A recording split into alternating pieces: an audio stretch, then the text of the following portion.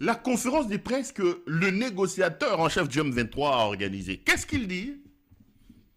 Il dit qu'en réalité, Helmut Ngeleka-Wabolumbu négocie sans le vouloir. Ils envoient les gens négocier à Doha, au Qatar, sans mandat. Le M23 dit, mais vous ne pouvez pas venir négocier, vous n'avez pas de mandat. Commencez par signer des mandats. C'est-à-dire que vous reconnaissez que ces gens-là sont des délégués de la République démocratique du Congo. Aboui. Balobi Naye. Il y a une résolution de l'Assemblée nationale qui interdit à la République de négocier avec les M23. Maintenant que toi, tu envoies des délégués ici négocier avec nous, excusez-moi, si on arrivait à s'entendre, comment nous allons faire dès lors que le Parlement du Congo a émis une résolution interdisant toute négociation avec les M23? Commencez par demander au Parlement d'élever sa résolution. Il refuse. On lui dit, toi tu as dit que tu ne négocieras jamais avec les M23 et que c'était une île rouge. Maintenant que tu décides d'envoyer les gens, il faut faire une déclaration publique revenant sur ta déclaration et annonçant que tu as envoyé des gens pour négocier à Boï. On a appelé à des mesures de décrispation à Boï. Donc en clair, Ngeleka-Wabolumbu, tout en négociant, il ne veut pas négocier. Mais voici la vérité de la situation de ce voyou de Ngeleka-Wabolumbu. Les éléments que je viens de vous montrer sont autant de preuves qui vous montrent que Helmut Ngeleka-Wabolumbu n'est pas dans la logique de la paix. Helmut Ngeleka-Wabolumbu n'est pas dans la logique du dialogue. Voici le plan de ces malades de Félix Tshisekedi. Vous allez vous rendre compte, et c'est d'ailleurs pour ça que j'ai laissé passer toutes les images que vous venez de voir, les interviews, etc. Réalisez l'histoire, regardez le processus. Vous allez vous rendre compte, à chaque fois qu'Helmut Ngeleka-Wabolumbu fait escale quelque part et qu'on lui parle des négociations, Ngeleka n'aime pas négocier. Pourquoi Ngeleka n'aime pas négocier? Voici la vérité et les plans de Ngeleka. Ngeleka a deux plans dans la tête. Le premier plan de Ngeleka, Ngeleka estime qu'il a encore la possibilité de faire la guerre et de gagner la guerre. Pourquoi? Parce que Wabolumbu et le Ngeleka est aujourd'hui tellement attaché au pouvoir que Ngeleka ne veut pas laisser le pouvoir. Dans un coin de sa tête, son projet funeste, son projet macabre de révision de la Constitution pour devenir empereur et rester éternellement au pouvoir, ce projet-là est toujours en veilleuse. Donc pour lui, il faut soit faire la guerre, c'est-à-dire il y a encore possibilité de faire la guerre, de réduire la menace du M23 sur le plan militaire. Une fois qu'on réussira à vaincre les M23 par la guerre, il pourra rester éternellement au pouvoir, réviser la Constitution, continuer l'œuvre destructrice de votre pays, Namo Yibi, Nayaye, Nayamwasi Naye, la TikTokeuse, Nayamama Naye et Yengasaki Namo Ngeleka. Et aujourd'hui, vous allez remarquer une chose, qu'il s'est équipé militairement d'une certaine manière, en achetant des drones. Il a organisé deux bases pour utiliser ces drones. Les drones qui bombardent avec le général Massunzu, c'est Mounia Moulenge qui bombarde ses propres frères sur le plateau de Minembwe. Ces drones décollent à partir du Burundi. Le Burundi utilisé aujourd'hui comme base arrière. Par des millions de dollars qu'Ngeleka donne à Ndaïchimie comme corruption, il veut utiliser les Burundi comme base arrière où décollent ces drones qui bombardent vers le sud Kivu et notamment à Minembwe. L'autre base, c'est Kisangani. Il veut fortifier Kisangani. Il pense avoir tiré les leçons de la chute de Goma. Il veut reproduire le même dispositif militaire en termes d'hommes de troupes et en termes d'artillerie qu'il avait à Goma, il veut reproduire cette option-là maintenant à Kisangani pour que Kisangani soit une sorte de zone tampon. Et vous allez vous rendre compte qu'il a échoué avec des mercenaires roumains. Là, ils viennent de recruter des mercenaires colombiens. Si vous avez regardé ces derniers jours dans les réseaux sociaux, vous avez vu des escadrons de mercenaires colombiens arriver au pays. Il a tenté avec Eric Prince dans Blackwater. Et là, ils ont recruté, ils payent des millions de dollars pour avoir des mercenaires colombiens, des FARC, et tout ça, aguerris à la guerre. Parce qu'Ngeleka estime toujours qu'il a une option. Il peut militairement vaincre les M23 parce qu'il ne veut pas laisser les pouvoirs. Deuxième stratégie de Helmut Ngeleka. Ngeleka s'organise pour isoler le M23. C'est comme ça que vous avez vu, s'inspirant de ce que Donald Trump voulait faire en Ukraine, il a couru très vite en allant signer cet accord et en vendant vos richesses et vos minerais aux États-Unis, parce que lui, dans sa folie, il pensait qu'aujourd'hui que la signature, une fois qu'on signe, les Américains vont donner des ordres, ils vont envoyer des Marines pour arrêter le Rwanda, pour arrêter les M23, et lui donnant ainsi une certaine victoire. Il pensait que les Américains s'impliqueraient pour que la paix revienne dans l'Est de la République. Donc, dans sa tête à lui, voici ces deux options. Une option de couper l'herbe sous le pied du M23 à partir de l'extérieur.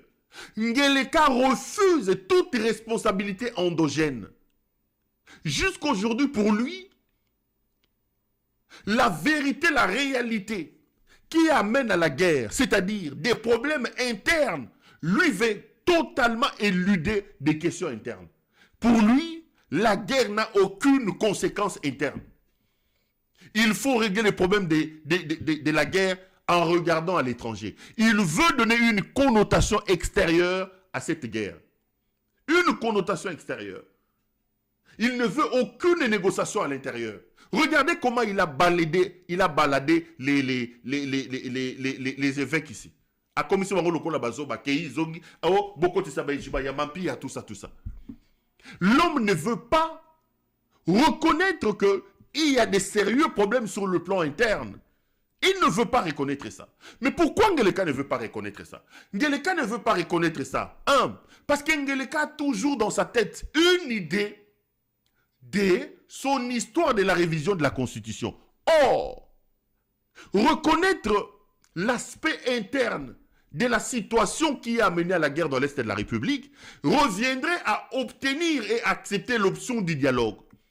En allant dans un dialogue, son pouvoir sera sensiblement réduit. Et puis 2, il sera dans l'obligation de s'engager à ne pas toucher à la Constitution. Or, lui, il est toujours dans la logique de toucher à la Constitution. Du coup, il se bat pour résoudre le problème M23, mais en actionnant des boutons externes. Il refuse de ramener le débat sur le plan interne, parce qu'en ramenant le débat sur le plan interne, en reconnaissant les causes endogènes à cette guerre, nous allons certainement aller dans un dialogue interne, et ce dialogue-là amènera certainement à la refonte de la situation politique dans le pays et mettra automatiquement fin à son idée macabre de révision de la Constitution. Ngeleka ne veut pas ça. Mais non, il a un autre plan B caché.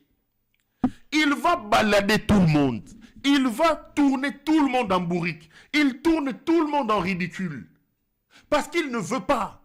Il croit encore régler les problèmes du M23, soit militairement, soit dans ses accords avec les États-Unis, etc. Il se dit que lui, il a été élu. Si possibilité de dialogue il y en a, il faut prendre tout le monde comme des bourriques, amener les gens dans ces désordres jusqu'en 2028.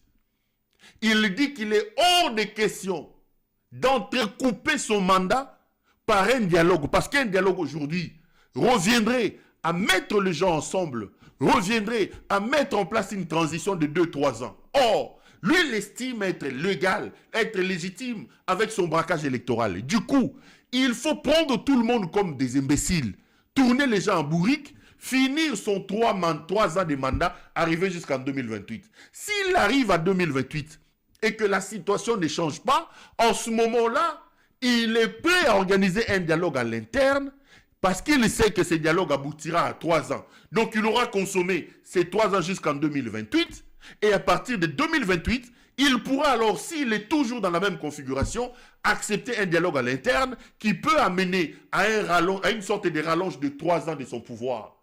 Donc, lui sera bénéficiaire parce qu'il aura accompli 10 ans de détournement des vols, plus le 3 ans que lui donnera certainement cette transition, ça lui fera à peu près 13 ans au pouvoir. Or, avant le 2028, hors des questions pour lui de négocier. Négocier aujourd'hui reviendrait à dire qu'on mette tout le monde ensemble. Il est hors de question. Pour lui, les gens sont des idiots. Il faut tourner les gens en bourrique, il faut tourner les gens en ridicule jusqu'à pousser les choses comme en 2028. Ce qui est comme en 2028 et que les choses restent telles qu'elles sont, aujourd'hui, il va alors organiser un dialogue. Maintenant, pour vous distraire davantage, il va créer comment va bien fusible. C'est comme ça que vous voyez, il donne 5 millions à Martin Fayoulou, il donne un peu d'argent à Mozito, il continue à ratisser large, à chercher à convaincre les gens de Katumbi. Lorsqu'on lui dira que, écoutez, tu n'es pas un homme d'écoute, il va faire tomber ce gouvernement. Mettre en place un gouvernement avec Martin Fayoulou, Adolphe Mozito et des gens qu'il aura débauchés, que lui présentera comme étant une preuve, une réponse au fait qu'on dise de lui qu'il ne veut pas négocier. Il dira qu'il a fait un gouvernement d'ouverture, le temps pour lui de gagner le temps. Au fait, dans sa tête, le vrai problème, c'est le gain des temps. Gagner absolument le temps. En voulant gagner le temps, il s'organise aussi pour obtenir la reddition du M23 à partir de l'étranger avec les États-Unis notamment, ou alors il pense qu'une option militaire, un anéantissement militaire du M23 est toujours possible. Mais négocier là, perdre, c'est lorsqu'il dit perdre ces 3 ans, il est hors de question. Voilà la folie de cet homme. Donc dans sa tête, c'est son sort à lui qui est plus important. Il ne pense pas aux millions de Congolais qui sont dehors. Il ne pense pas aux milliers de Congolais qui meurent. Il ne pense pas à nos compatriotes qu'il a débranchés du système bancaire. Ngeleka est un malade, c'est un mouton qui gère le pays. Il n'a pas les agrégats, les postulats de la gestion de la République. C'est son sort à lui qui l'intéresse. Il peut rester là 5 ans, 10 ans. Restez là où vous êtes, ce n'est pas son problème. Il n'est pas dans la logique de fondre les choses, de négocier. Non, lui c'est son sort à lui. El Mutingeleka Wabolumbu, l'empereur, Lazare est ressuscité, le soleil levant, Ngeleka Wabolumbu, c'est lui seul et rien d'autre. Il est dans la logique de gagner le temps. Tout ce que vous voyez, regardez comment il tourne les gens en bourrique. Il va là-bas, il fait semblant, l'Angola. Lorsqu'il se rend compte que Joao Lorenzo fait pression pour qu'il négocie, il fuit. Il va à l'EAC, l'élo Tanzanie, l'obité en Tanzanie. Lorsqu'il se rend compte que l'EAC complique la chose, il fuit. À quel Sadek? Sadek, Babundi, non, il faut négocier. Le Sadek, avec l'EAC, sort une résolution commune pour l'appeler, il fuit. Il vient, il reçoit les prêtres catholiques. Les prêtres se promènent et ils se promènent.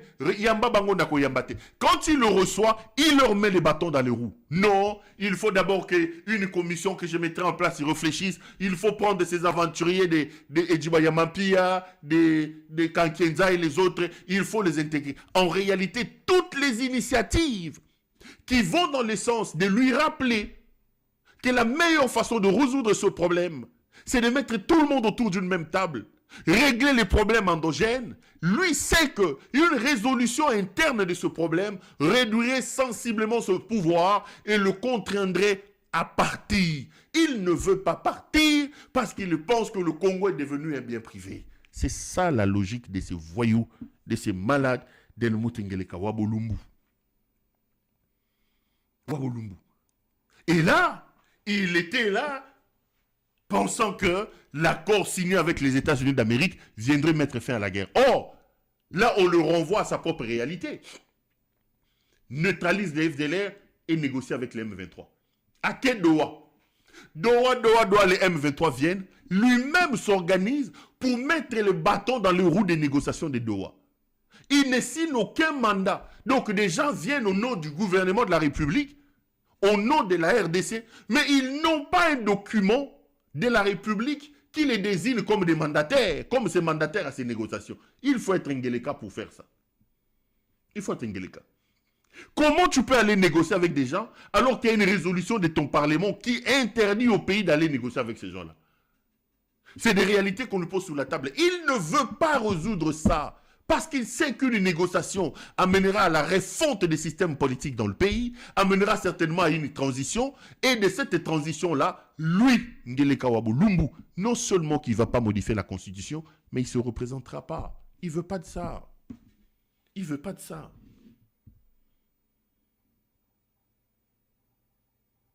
Il ne veut pas de ça. C'est un inconscient. C'est un inconscient, un irresponsable. C'est comme ça que ces jours-ci, je suis en train de poser la question à son épouse. Maman tiktokeuse, oteya mutalibo mana oyote. Nachuba, kwenu bela mutwebe. Okoteya mutalibo moyote. Bokendo liata o ebele bosi boyibi. Bolingi nini. À force de vouloir tout le temps gagner, on risque de tout perdre. Vous allez tout perdre. Mutwaliboma oyo ya bolumbu oyo. Et le mutengeleka wa bolumbu. Au fait, c'est ça la stratégie de Félix Tshisekedi. C'est ça l'idée de le mutengeleka wa bolumbu. C'est ça la vérité, les amis. Il n'y a pas une autre vérité.